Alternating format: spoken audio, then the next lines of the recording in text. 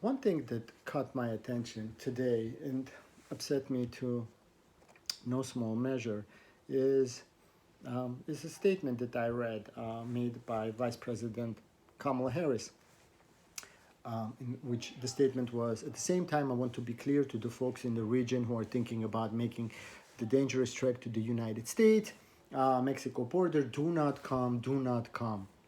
I believe if you come to our border, you will be turned back. Our border, right? So if they come from their border to our border, they will be turned back. For some reason, I have two simultaneous proverbs or stories that just keep jumping into my head, and I don't know which one is more applicable. Like the one that you might be most familiar with is fool me once, shame on you, fool me twice, shame on me, right? And then the second one is a line I've heard. I don't remember where I heard it from, but it still keeps jumping in my head. It's like, if somebody calls you a donkey, punch him in the face.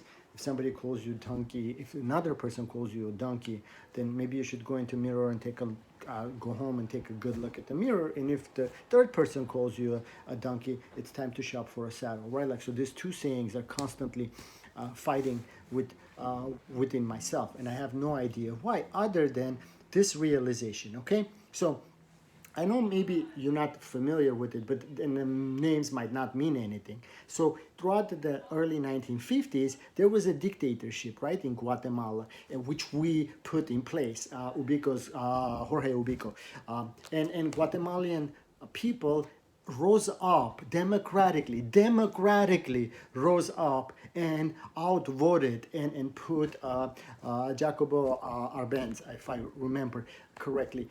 They elected him in order to be their representative. We did not like it, right? Like, two consecutive U.S. presidents did not like that, and certainly CIA did not like that. Truman, and then in subsequent term Eisenhower. So they permitted, or CIA went ahead and made a coup and overthrew the democratically elected government of Guatemala and established the Armas's government for a while. And what did the new government did, right? Like, well, first they restricted the voting rights, and then they banned political parties, and then they eliminated labor unions, and then proceeded to murder people. And for the next 20 to 30 years, not 10 years, not 5 years, but 20 and 30 years, we continued giving weapons. United States government continued giving weapons and money in order for those dictatorships and or military juntas to continue hunting their own people, right? Even when it was problematic, even when international committees and communities were saying this is asinine, we continued destabilizing Guatemala to a tune of hundreds and thousands of people being murdered with our weapons, just simply in order for there not to be and certainly justification that was used was because of the fear that Latin America might turn towards communism and Marxism, right? But that justification became a reason for literal erasure of villages of people, simply, and indigenous people, if I might add, simply in order to appease the United States. So for 30 years, we continue this financial appeal towards destabilization of this country in their borders, right?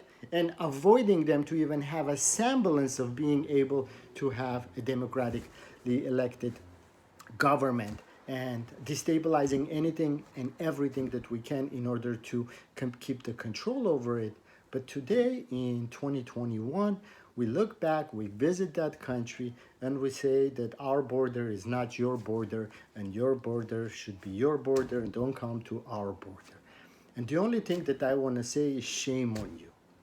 Instead of making those big, grandiose statements, I think Vice President Kamala Harris, President Biden, previous President Donald Trump, previous President Obama, and every other president or whoever has even this much self-respect, we probably should turn to Guatemalan people, bow down, and apologize for the horrors to which they forced them and forced them to go through generationally, rather than look down upon them continuously as we do right now and make judgments about why people decide to come from a country which we have destabilized, and assume that we have some kind of a moral authority to speak and to command or to direct.